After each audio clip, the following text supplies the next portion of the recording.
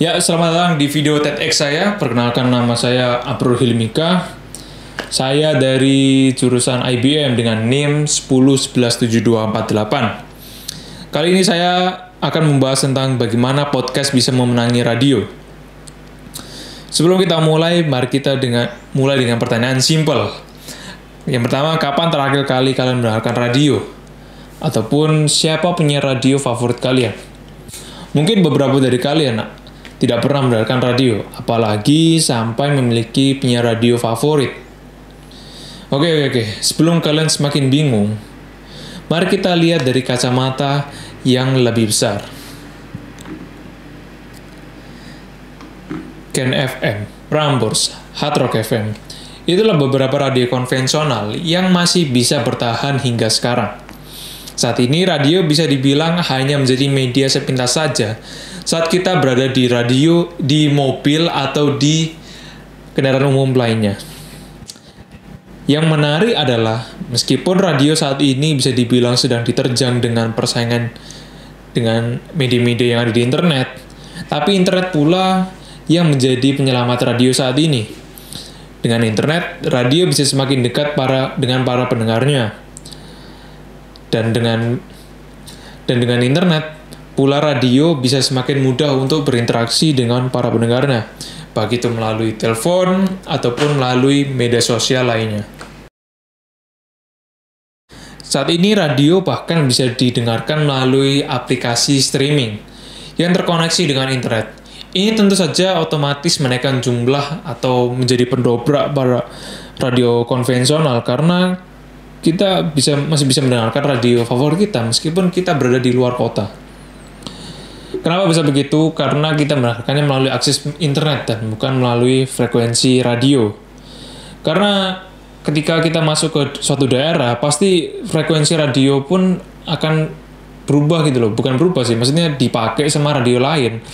Karena ya tiap masing-masing daerah tuh sudah memiliki paten radio frekuensi sendiri-sendiri. Jadi maka tak jarang kita akan menemui radio dengan bahasa-bahasa daerah setempat.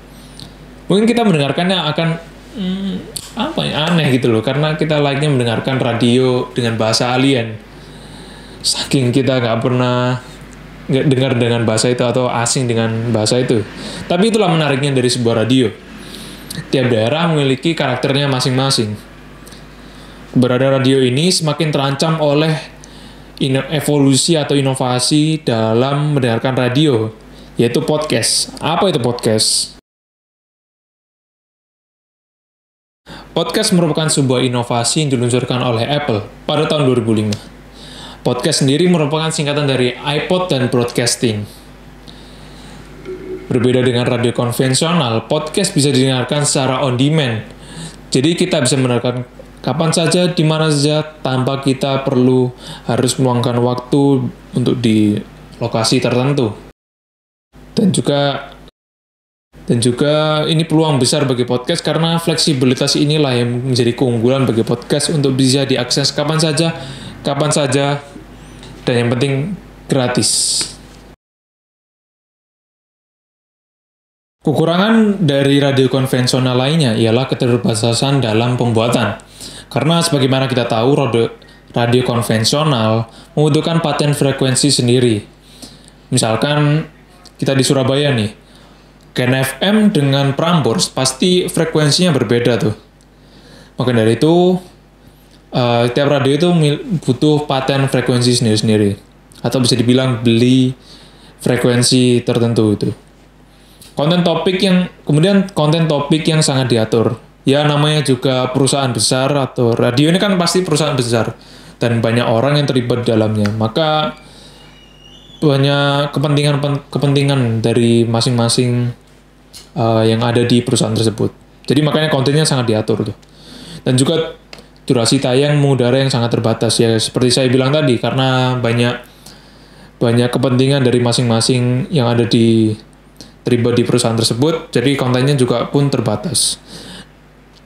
Nah, durasi tayang ini peraturan ini juga sangat ketat, apalagi pas di jam-jam tertentu. Misalkan jam-jam berangkat sekolah dan pulang sekolah atau pulang kerja, atau biasa disebut dengan prime time. Ini waktu yang sangat krusial bagi radio, karena di saat itulah waktu yang paling banyak digunakan orang untuk mendengarkan radio. Nah, tapi di sisi lain, berbeda dengan radio konvensional, podcast hanya membutuhkan 3 hal saja untuk bisa memproduksi konten. Yang pertama, alat rekam, kemudian internet, dan yang terakhir adalah kreativitas. Format audio tentu terbilang format yang sangat murah jika dibandingkan dengan format video. Alat rekam saat ini sudah bisa ditemukan di mana-mana saja. Contohnya ada di kantong kalian atau di handphone kalian. Itu kan ada alat rekamnya tuh. Nah, jadi sangat mudah lah untuk diproduksinya. Kemudian setelah audio yang kita rekam, kita bisa mempublikasikannya melalui platform yang gratis yang ada di internet. Contoh, kalau saat ini mungkin ada beberapa, contohnya misalkan Spotify. Yang kedua, ada SoundCloud. Terus kemudian ada Google Podcast, lalu ada Apple Podcast. Ya, di antara tersebut kalian bisa pilih lah sesuai dengan kesukaan platform yang sesuai dengan karakter kalian. Melihat pertumbuhan podcast yang semakin besar, pada tahun 2019 lalu, Spotify menginvestasikan dana sebesar 500 juta US dollar untuk mengakuisisi platform Gimlet Media dan Anchor untuk membangun basis podcast yang semakin kuat pada platform Spotify. Di mana Gimlet Media sebagai penambah jumlah katalog podcast yang untuk tayang di Spotify, sedangkan Anchor sendiri sebagai platform gratisan agar orang bisa mendengarkan dan mendistribusikannya karyanya melalui Spotify. Layaknya pekerjaan penyiar radio pada radio konvensional, namun pada podcast sendiri, profesi tersebut disebut dengan podcaster. Profesi ini sangat diimpikan oleh sebagian orang. Profesi ini semakin diminati sejak 1 September lalu atau 2020 tahun lalu. Ketika Spotify mengontrak podcast milik Joe Rogan dengan nama Joe Rogan Experience, yaitu Joe Rogan sendiri merupakan stand-up comedian asal Amerika Serikat yang telah membangun podcast sejak tahun 2009 lalu. Spotify mengontrak Joe Rogan Experience senilai 100 juta US dollar untuk bisa tayang eksklusif hanya di Spotify.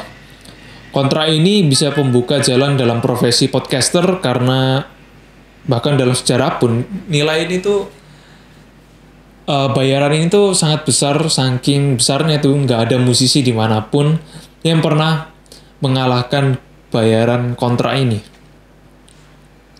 Peminatan akan profesi ini akan semakin dikuatkan dengan semakin banyaknya Spotify mengontrak podcaster. Contohnya podcaster yang ada di tanah air. Hingga kini sudah memasuki gelombang kedua dan total sudah ada 14 podcast yang mendapatkan kontrak oleh Spotify ini. Keputusan Spotify dalam mengontrak para podcaster ini ialah untuk menjadi pemimpin atau menjadi platform streaming yang terpikir oleh orang pertama lah. Jadi dia menginginkan menjadi pemimpin platform streaming audio nomor 1 di dunia. Spotify menyadari bahwa platformnya sudah sangat dikenal sebagai platform yang menjadi platform streaming audio musik yang ada di kepala orang-orang. Sedangkan ada pasar lain, yaitu podcast yang masih tidak begitu diminati oleh para pesaingnya. Melihat industri yang masih kosong ini, maka dari itu Spotify berani mengambil langkah untuk mengontrak para podcaster untuk bisa tayang eksklusif hanya di Spotify. Dan kemungkinan ke depannya akan semakin banyak lagi yang mendapatkan kontrak oleh Spotify. Jadi, apakah podcast siap untuk menggantikan radio konvensional?